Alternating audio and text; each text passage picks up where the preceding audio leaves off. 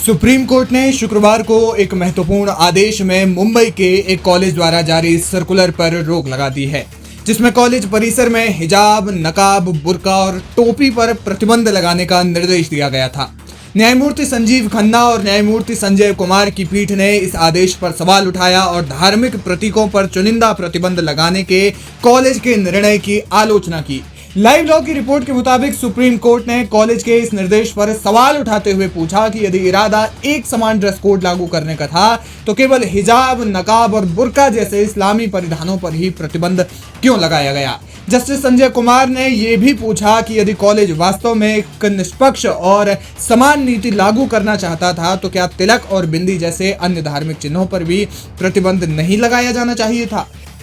यह मामला उस समय सामने आया जब विज्ञान डिग्री के दूसरे और तीसरे वर्ष की 9 छात्राओं ने कॉलेज के इस निर्देश को चुनौती दी।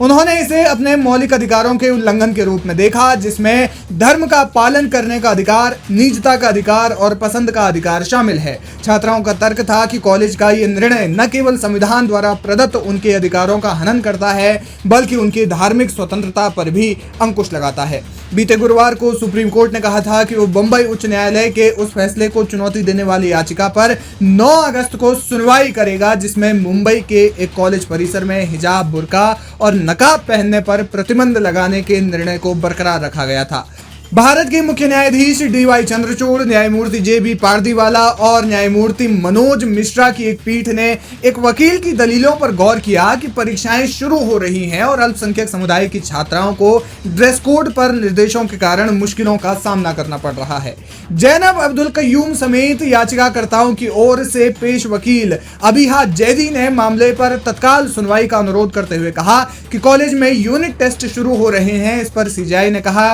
इस पर शुक्रवार को सुनवाई होगी, मैंने इसे पहले ही सूचीबद्ध कर दिया है।